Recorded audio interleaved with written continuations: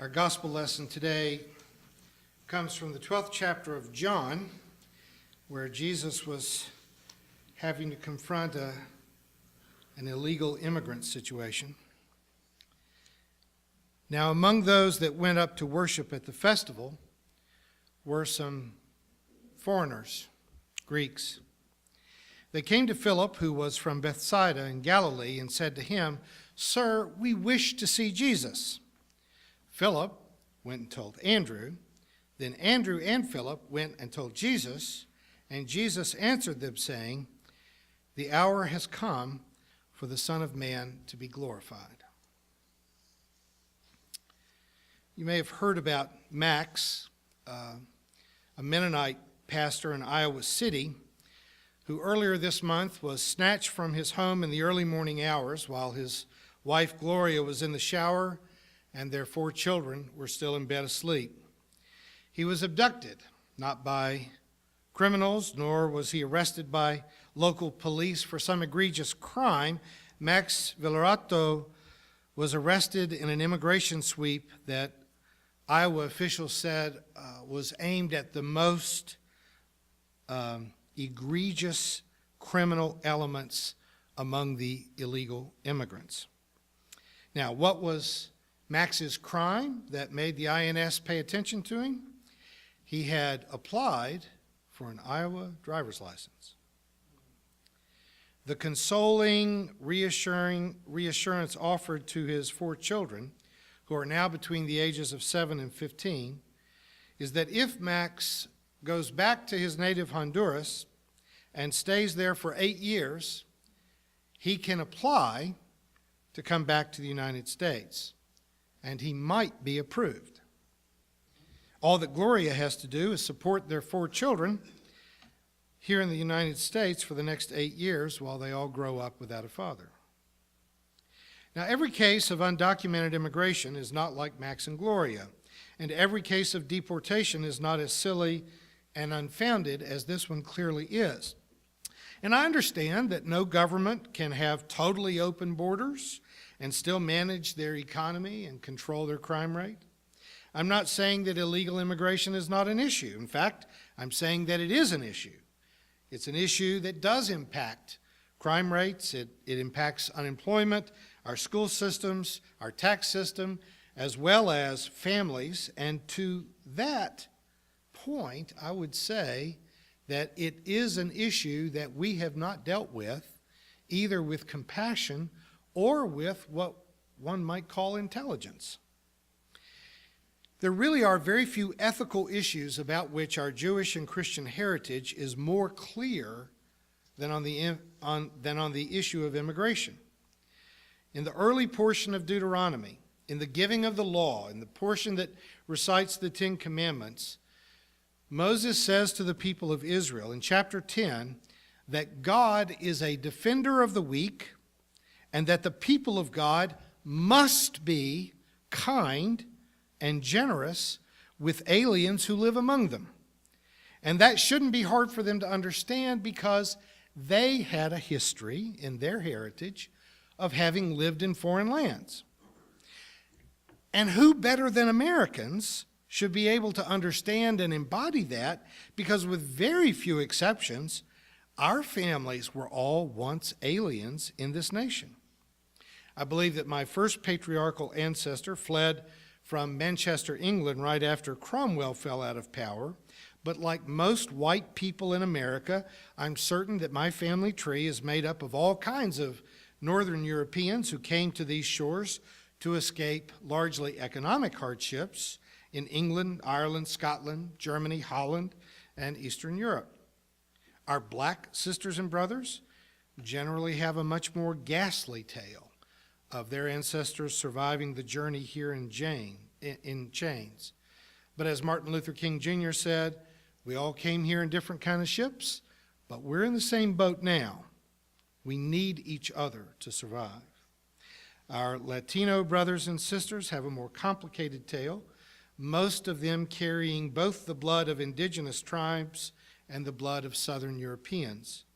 We tend to talk about them as if they are all immigrants, but in fact, The larger part of the southern United States used to be northern Mexico. We occupied and took Texas, New Mexico, Arizona, Nevada, California, Utah, and Colorado.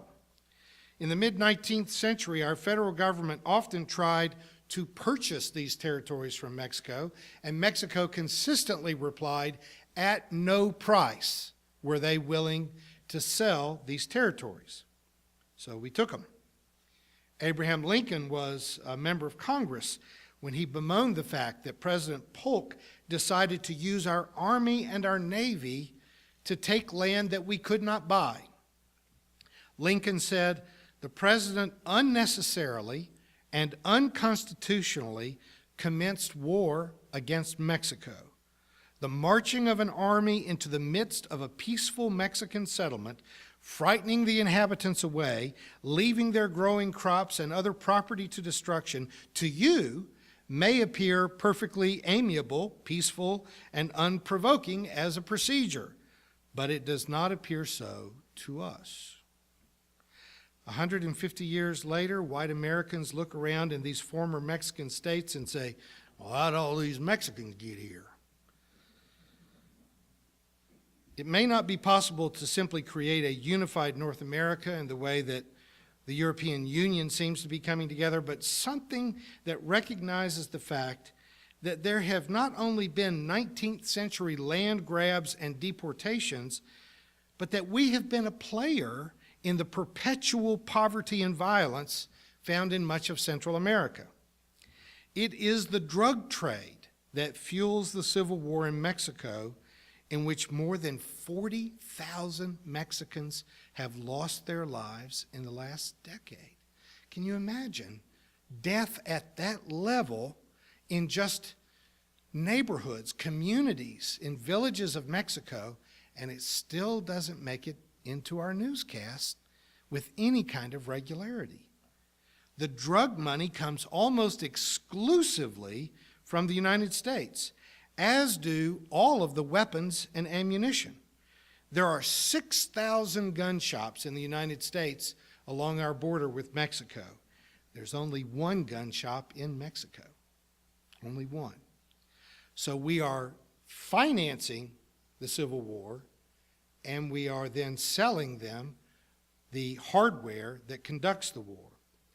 We export sweatshops and we prop up banana republics to keep fresh fruits and vegetables coming our way, and then we give their governments in Mexico and in the rest of Central America our used military equipment and tell them that it's up to them to stop the drug trade that we're financing and arming. We're playing both sides of the fence and then insisting that those poor families that are terrified of the violence in their neighborhoods not try to leave their neighborhoods. We will create a living hell for you, and then you have to stay there, because we don't want them to bring their criminal activity north of the border.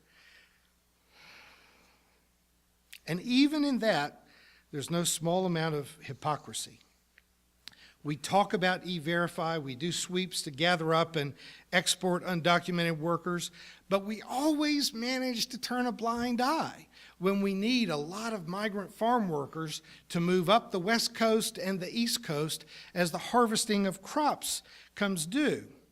And even in our little entertainment mecca of Branson, Missouri, just south of us, that mothballs itself between December and March, you don't seriously think that there are hotel maids and groundskeepers that can afford to just take off for a sabbatical every winter.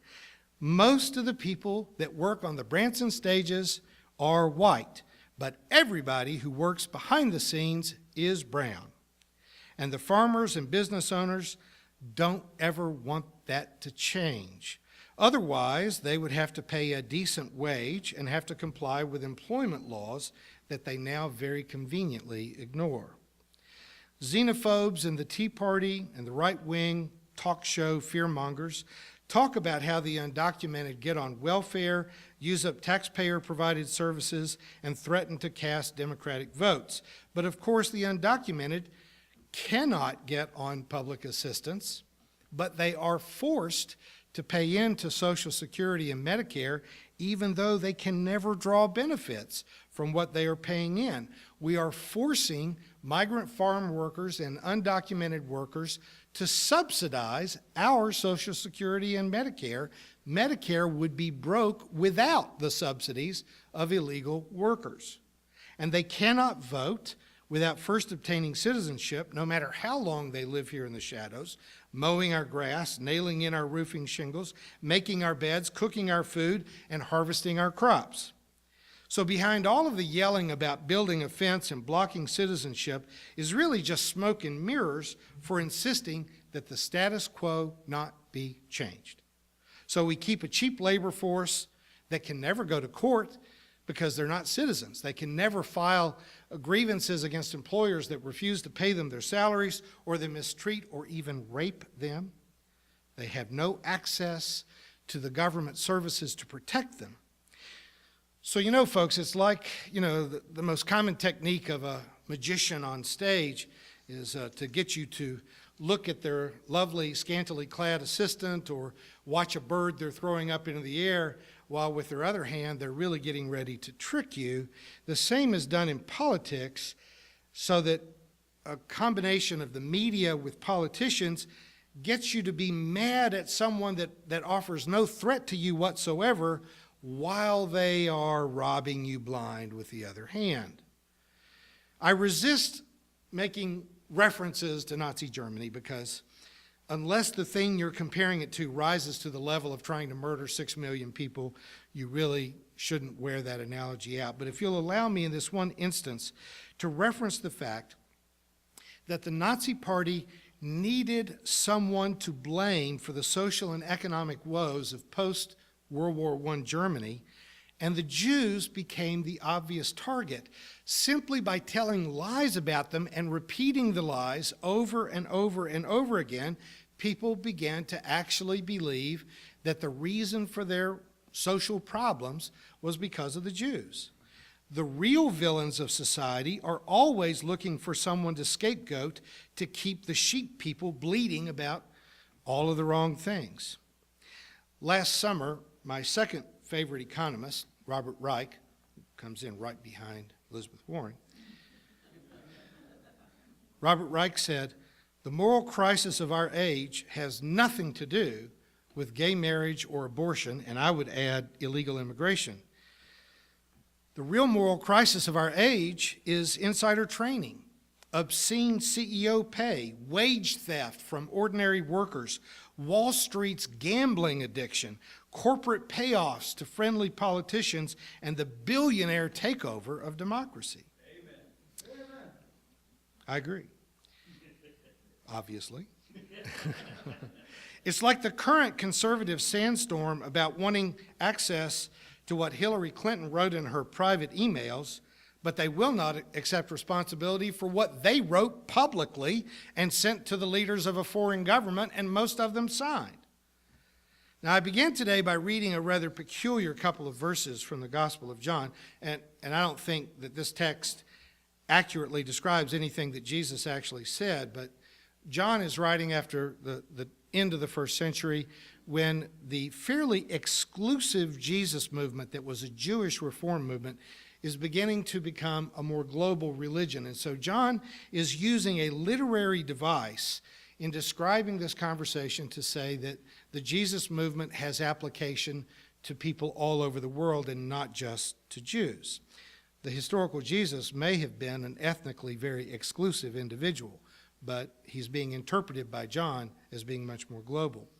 In this narrative, some Greek-speaking Romans asked to have a private conversation with Jesus, a request that literally in this text had to be handed up a chain of command because Jesus didn't rub elbows with white people because he knew about white people.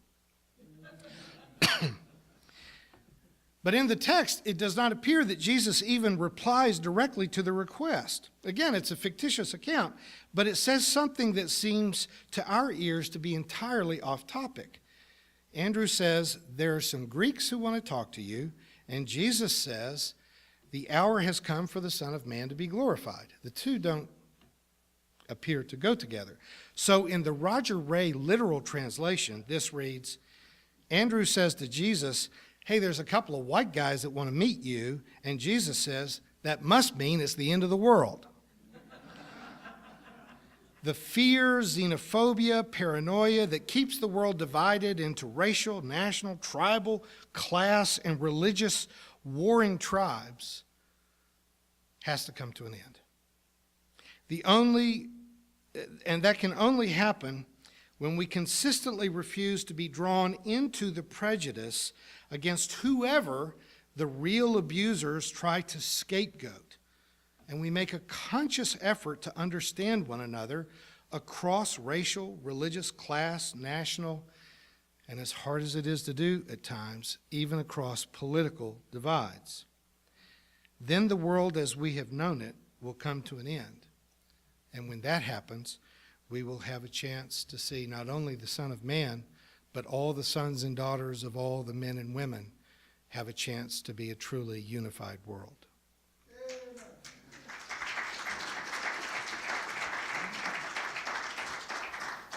You have been watching a progressive Christian video from the Community Christian Church of Springfield, Missouri. We encourage our viewers to donate to our efforts in feeding the homeless and hungry of our community. Write to us at Reverend Dr. Ray at AOL.com for more information.